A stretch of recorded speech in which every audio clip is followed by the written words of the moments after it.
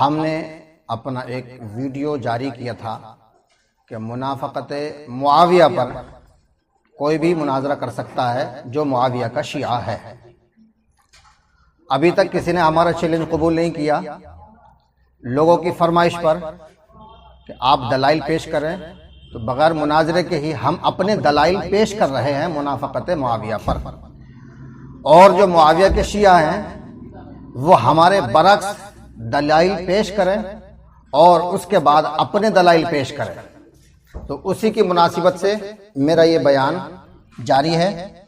میرا دعویٰ ہے کہ یزید کا باپ معاویہ ابن ابی سفیان لعنت اللہ علیہ منافق ہے، اور اس کی منافقت واضح ہونے کے بعد اگر اس کو کوئی منافق نہ مانے اور یوں کہے سیدنا حضرت امیر معاویہ رضی اللہ تعالی عنہ، تو ایسا کہنے والا بھی منافق ہے، اس لیے کہ منافق کی حمایت منافق ہی کرتا ہے، منافق کا دفاع منافق ہی کرے گا، منافق کی وکالت منافق ہی کرے گا، منافق سے محبت منافق ہی کرے گا۔ تو عزیزان ملت اسلامیہ، دلائل حاضر ہے۔ یہ ہے قرآن کریم، سورہ توبہ سورت نمبر 9 پارہ نمبر 10 اور آیت نمبر ہے 74۔ اللہ رب العزت نے قرآن عظیم میں ارشاد فرمایا ہے، یحلفون باللہ ما قالوا ولقد قالوا کلمۃ الکفر وکفروا بعد اسلامہم وہموا بما لم ینالوا۔ ترجمہ، قسمیں کھاتے ہیں اللہ کی کہ ہم نے نہیں کہا، اور بے شک کہا ہے انہوں نے لفظ کفر کا، اور منکر ہو گئے مسلمان ہو کر۔ یہ اس کا ترجمہ ہے۔ اب اس کی تفسیر میں کیا لکھتے ہیں اس کے مفسر، منافقین پیٹھ کر پیغمبر علیہ السلام کی اور دین اسلام کی اہانت کرتے، جیسا کہ سورہ منافقون میں آئے گا۔ جب کوئی مسلمان حضور تک ان کی باتیں پہنچا دیتا تو اس کی تکذیب کرتے اور قسمیں کھاتے کہ ہم نے فلاں بات نہیں کہی۔ حق تعالیٰ نے مسلمانوں اور راویوں کی تصدیق فرمائی کہ بے شک انہوں نے وہ باتیں زبان سے نکالی ہیں، اور دعوی اسلام کے بعد مذہب اسلام اور پیغمبر اسلام کی نسبت وہ کلمات کہے ہیں جو صرف منکر کی زبان سے نکل سکتے ہیں۔ یعنی منافقین حضور صلی اللہ علیہ وسلم کی بدگوئی کیا کرتے تھے، تو اللہ نے فرمایا کہ یہ مسلمان ہو کر کافر ہو گئے ہیں۔ ترجمہ ہے،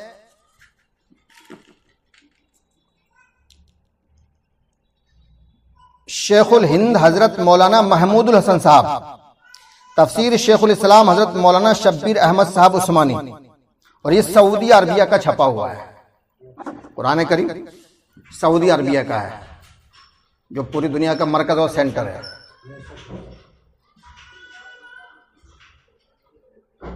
ٹھیک ہے، اب آ جائیے۔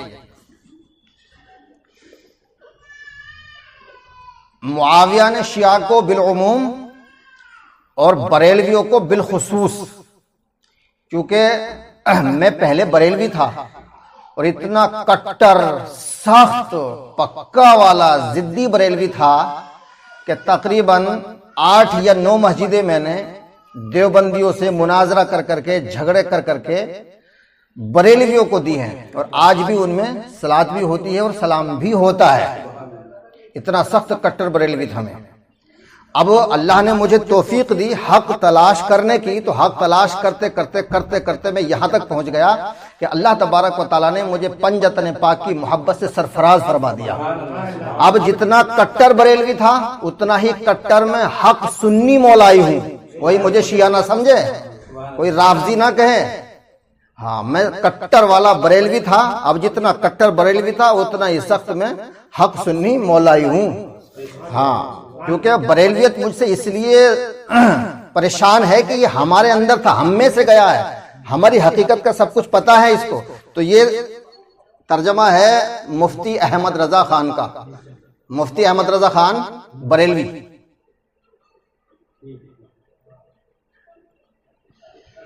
اور اس کے مفسر ہیں مولانا نعیم الدین صاحب صدر الافاضل مراد آبادی۔ ترجمہ ہے مفتی احمد رضا خان بریلوی کا، اور مفسر ہیں اس کے صدر الافاضل مولانا نعیم الدین صاحب مراد آبادی۔ یہ لکھتے ہیں یحلفون باللہ ما قالوا ولقد قالوا کلمۃ الکفر وکفروا بعد اسلامہم وہموا بما لم ینالوا، اللہ کی قسم کھاتے ہیں کہ انہوں نے نہ کہا، بے شک ضرور انہوں نے کفر کی بات کہی اور اسلام میں آ کر کافر ہو گئے، اور وہ چاہا تھا جو انہیں نہ ملا۔ شان نزول کیا ہے؟ امام بغوی نے کلبی سے نقل کیا کہ یہ آیت جلاس بن سوید کے حق میں نازل ہوئی۔ واقعہ یہ تھا کہ ایک روز سید عالم صلی اللہ علیہ وسلم نے تبوک میں خطبہ فرمایا، اس میں منافقین کا ذکر کیا اور ان کی بدحالی و بدمعالی کا ذکر فرمایا۔ یہ سن کر جلاس نے کہا کہ اگر محمد صلی اللہ علیہ وآلہ وسلم سچے ہیں تو ہم لوگ گدھوں سے بدتر، یعنی وہ یہ کہتا تھا کہ رسول منافقوں کا حال بتا رہے ہیں، لیکن ان کو یہ نہیں پتا کہ ہم بھی منافق ہیں، تو حضور کی بدگوئی کی اس نے۔ تو اللہ نے فرمایا جو رسول کی بدگوئی کرے، اور قاعدہ کلیہ یہ ہے کہ جو گستاخ رسول ہے، توہین رسالت کرتا ہے، وہ کافر ہے۔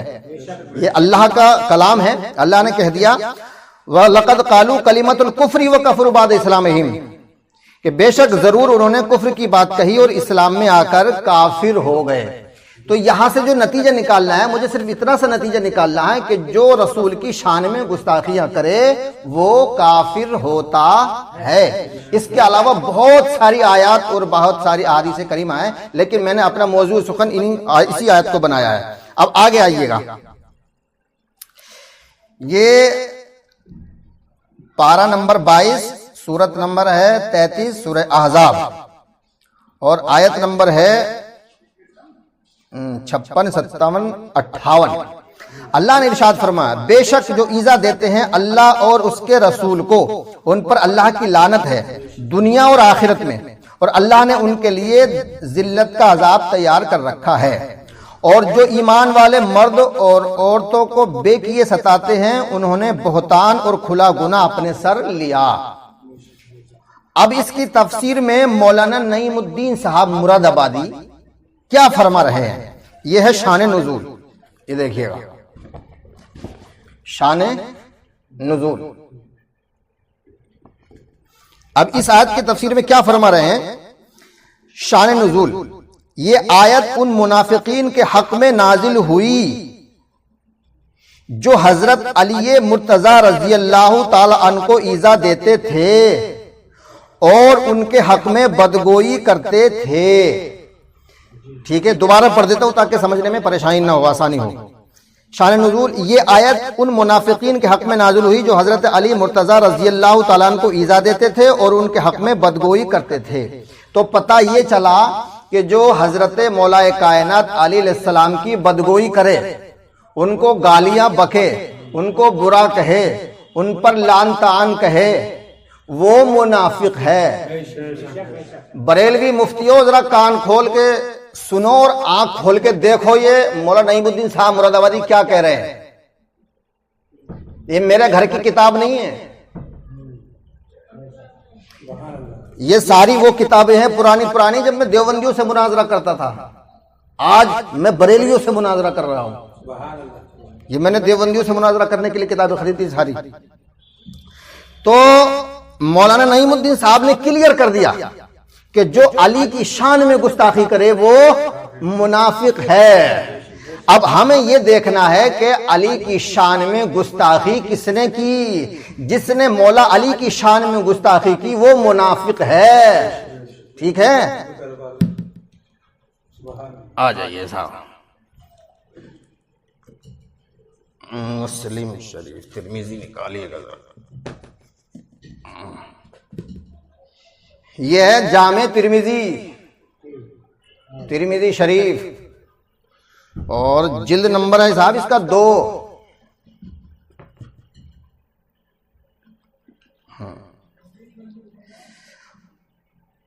باب نمبر ہے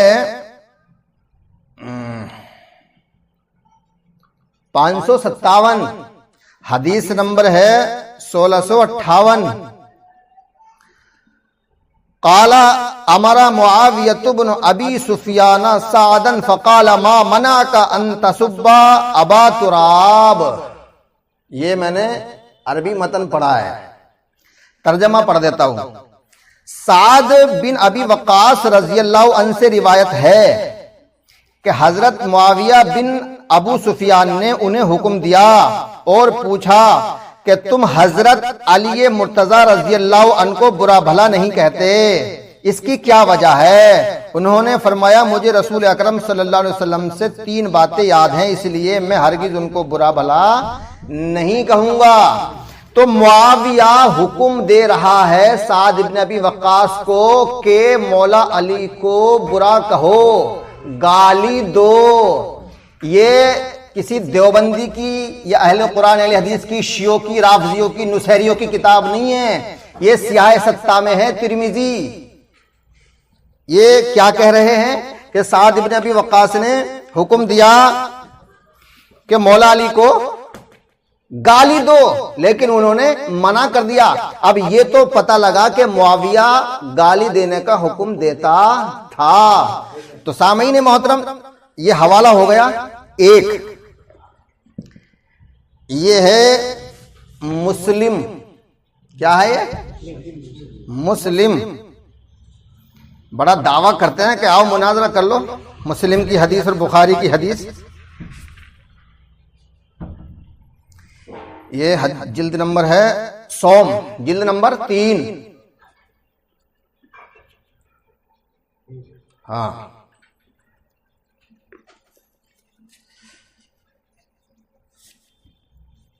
قال امر معاویہ بن ابی سفیان سعدا فقال ما منعك ان تسب ابا تراب۔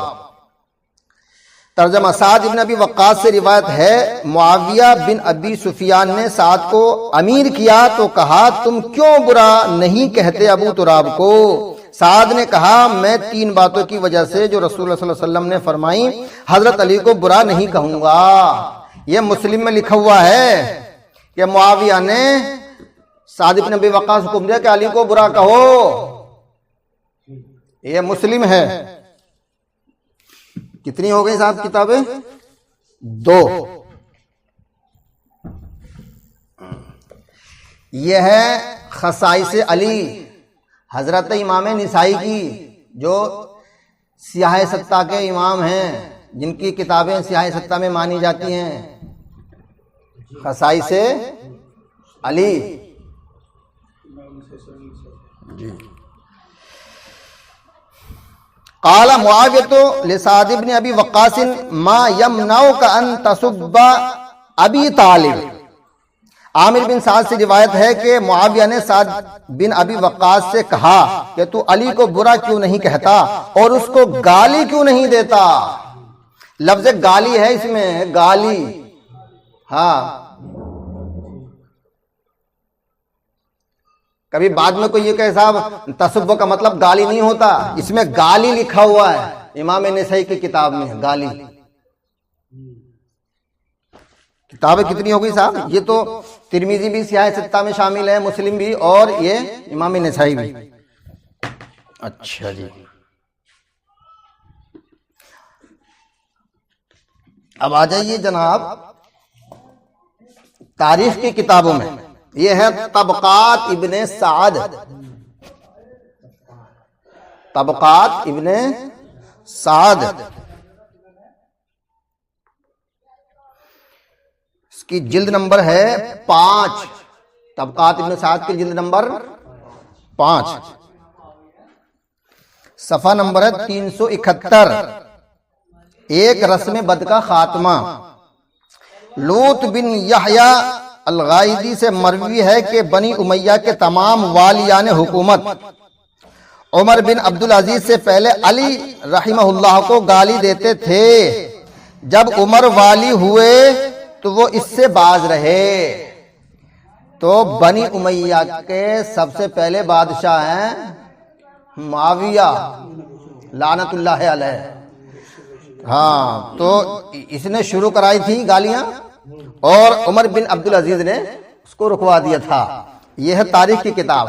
تاریخ کا حوالہ میں اس لیے دے رہا ہوں، حضور صلی اللہ علیہ وسلم کے انتقال پر نزول بھی بند ہو گیا، یعنی قرآن کریم آنا، نزول قرآن بند ہو گیا، اور آپ کا جب انتقال ہو گیا تو حدیث کا سلسلہ بھی بند ہو گیا، جب وحی آنی بھی بند ہو گئی اور حضور صلی اللہ علیہ وسلم بھی چلے گئے، حدیثیں بھی بند ہو گئی، تو اب اس کے بعد کے جو واقعات ہیں وہ کون بتائے گا؟ وہ تو تاریخ بتائے گی نا، تو یہ تاریخ بتاتی ہے۔ اچھا ٹھیک ہے صاحب، 4 کتابیں ہو گئی۔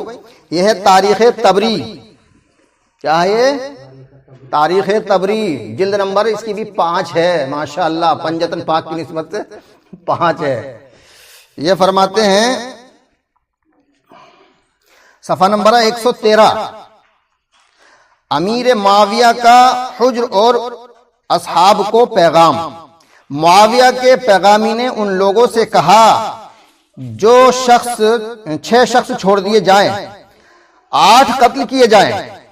لوگوں کو حکم ہے کہ علی سے تبرہ اور ان پر لعنت کرنے کو تم سے کہیں، اور اگر تم ایسا کرو تو تمہیں چھوڑ دیں گے ورنہ قتل کر دیں گے۔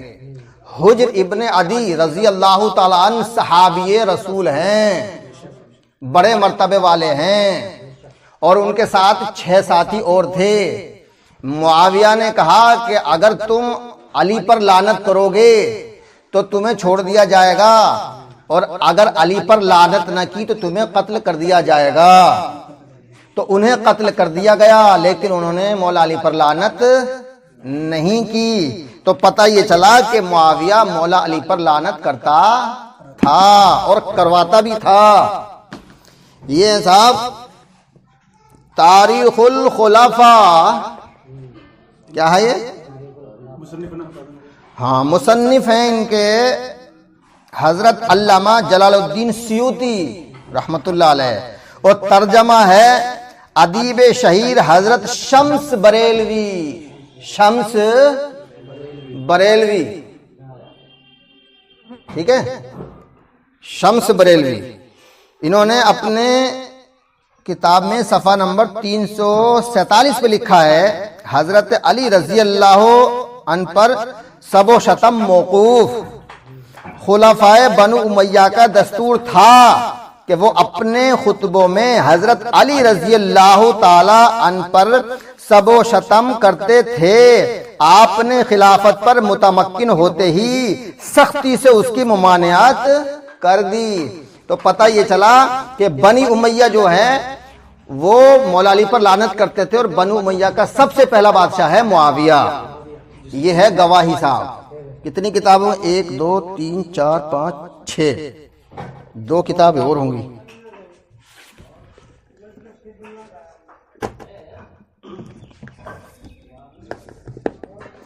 یہ ہے تاریخ ابن خلدون، تاریخ ابن خلدون، جلد نمبر ہے اس کی 2، جلد نمبر 2۔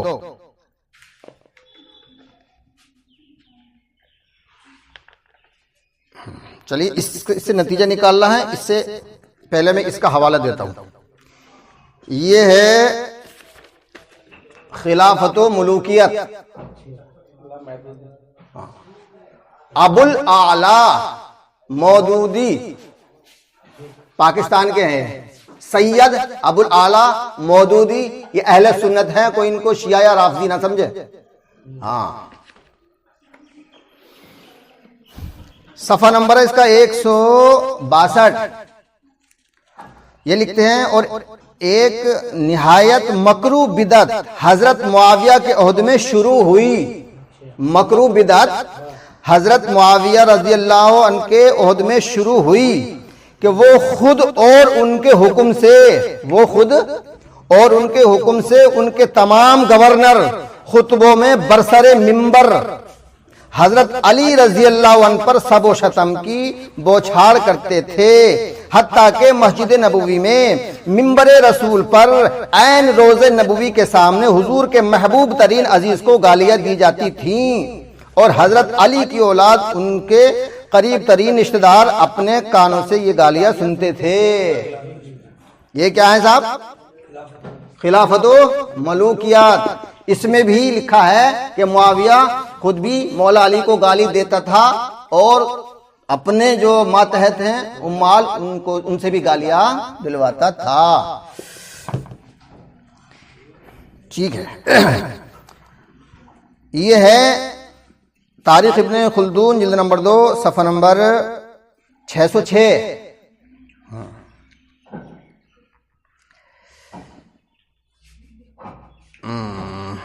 ابن عباس اور شورى امیر المومنین علی کی خدمت میں آئے اور کل واقعہ بیان کیا۔ امیر المومنین علی نماز میں قنوت پڑھنے اور بددعا کرنے لگے، اللہم لعن معاویۃ وعمر حبیبا وعبد الرحمن بن مخلد والضحاک بن قیس والولید وابا الاعور۔ بعد ازاں معاویہ کو جب اس کی اطلاع ملی تو وہ بھی حضرت علی و ابن عباس و حسن و حسین و اشتر پر لعن کرنے لگے۔ تاریخ ابن خلدون ہے، ٹھیک ہے۔ اب جو علی پر لعنت کرے، جو علی کو برا کہے، جو علی کو گالیاں دے، مولانا نعیم الدین صاحب پہلے کہہ چکے ہیں کہ وہ منافق ہے، منافق، ہاں وہ منافق ہے، ٹھیک ہے صاحب۔ اب جو اصل بات یہ ہے کہ اب علی کو گالی دینے والا کون ہے؟ حضور صلی اللہ علیہ وسلم نے ارشاد فرمایا، من سب علی فقد سبنی۔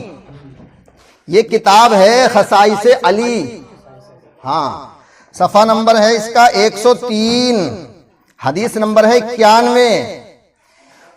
من سب علی فقد سبنی، کہ جس حضور فرماتے ہیں کہ جس نے علی کو گالی دی اس نے مجھے گالی دی۔ علی کو گالی دینا رسول کو گالی دینا ہے۔ ابھی تمہیں پالا نہیں پڑا تھا کسی پکے مولائی سے، مناظرے میں جس دن سامنے آ گئے چھکے چھڑا دوں گا تمہارے، بہت بھنا بیٹھا ہوں میں۔ یہ ہے مدارج النبوت، کیا ہے؟ مدارج النبوت۔ حضرت شیخ عبدالحق محدث دہلوی رحمت اللہ علیہ، ہاں، اور اس کا ترجمہ کیا ہے عبد المصطفیٰ محمد اشرف نقشبندی نے، Jasim book depot private limited, Matia Mahal Jama مسجد دلی کی چھپی ہوئی ہے۔ یہ کیا کہہ رہے ہیں؟ آن حضرت نے فرمایا کہ جو علی مرتضیٰ کو تنگ کرے گا اس نے مجھے تنگ کیا، اور جو علی مرتضیٰ کو گالی دیتا ہے وہ مجھے گالی دیتا ہے۔ کیا؟ جو علی کو گالی دیتا ہے وہ رسول کو گالی دیتا ہے، جو رسول کو گالی دیتا ہے وہ خدا کو گالی دیتا ہے۔ معاویہ کے شیعو بریلویو بتاؤ، جو علی کو گالی دے گا وہ رسول کو گالی دیتا ہے، جو رسول کو گالی دے گا وہ خدا کو گالی دیتا ہے۔ معاویہ نے مولا علی کی شان میں بھی گستاخی کی اور حضور کی شان میں بھی گستاخی کی، اور حضور کی شان میں گستاخی، خدا کی شان میں گستاخی کرنا ہے کہ اب بھی اس کو مسلمان کہو گے، اب بھی اس کو حق پر کہو گے، ابھی بھی اس کو جنتی کہو گے، ابھی بھی اس کو امیر المومنین کہو گے، ابھی بھی اس کو رضی اللہ کہو گے، ابھی بھی اس کو حق پر کہو گے؟ نہیں کہہ سکتے، کیونکہ اس نے مولا علی کو گالی دی ہے، اور تمہارے فتوے کے مطابق